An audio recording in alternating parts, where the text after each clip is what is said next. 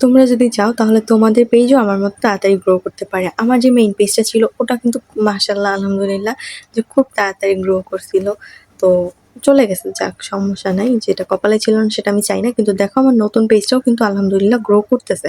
তো তোমরা কিভাবে হচ্ছে তোমাদের পেজে ঠিকভাবে গ্রো করতে পারবে এবং তাড়াতাড়ি ভাইরাল করতে পারবে সেটা আজকে ভিডিওতে তোমাদেরকে বলে দিব। চলো ভিডিওটা শুরু করা যাক।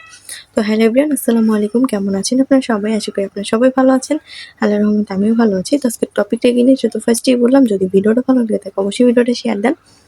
কেমন লাগলো ভিডিওটা কমেন্ট করে জানান। তো তোমাদের পেজ গ্রো করানোর জন্য যেই কাজটা তোমাদের প্রথমেই করতে হবে সেটা হচ্ছে বেশি অ্যাক্টিভ থাকা। আমার এই পেজটা আমি অনেক আগেই খুলছিলাম, মানে ৩-৪ মাস হয়েছে খুলছিলাম।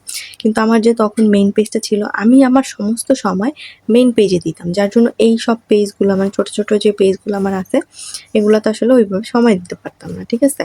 কারণ ওইটা নিয়ে আমি সবসময় বিজি থাকতাম। কিন্তু দেখো আমার পেজটা যখনই চলে গেছে আমি তখনই হচ্ছে এই যে নিউ পেজটাতে আমি বেশি বেশি সময় দিতেছি।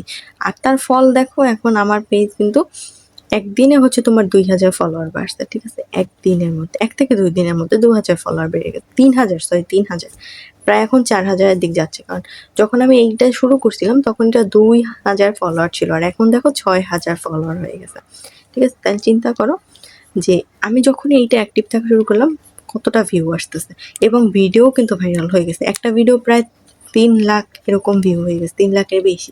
তাহলে চিন্তা করছো মোটামুটি তারপরও ভিডিওগুলোতে ভালো ভিউ আসতেছে।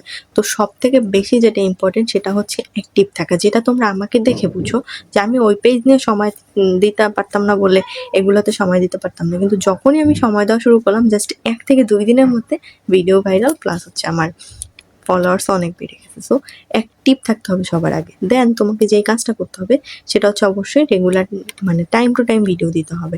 যেমন আমি যেরকম টাইম টু টাইম ভিডিও দিই তোমরা ওইভাবে টাইম টু টাইম ভিডিও দেবা। এইটা হচ্ছে ২ নাম্বার স্টেপ। অ্যান্ড তারপরের স্টেপ হচ্ছে সবার ভিডিও দেখতে হবে।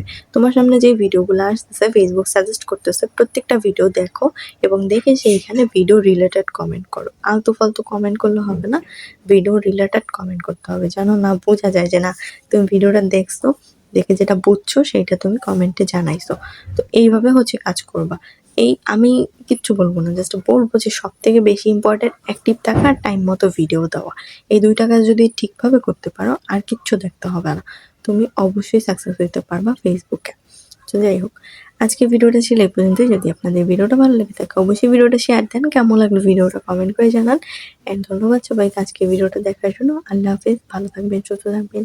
আবার নতুন কোনো ভিডিওতে আপনাদের সাথে দেখা হবে। তো আসসালামু আলাইকুম, আল্লাহ হাফেজ সবাইকে।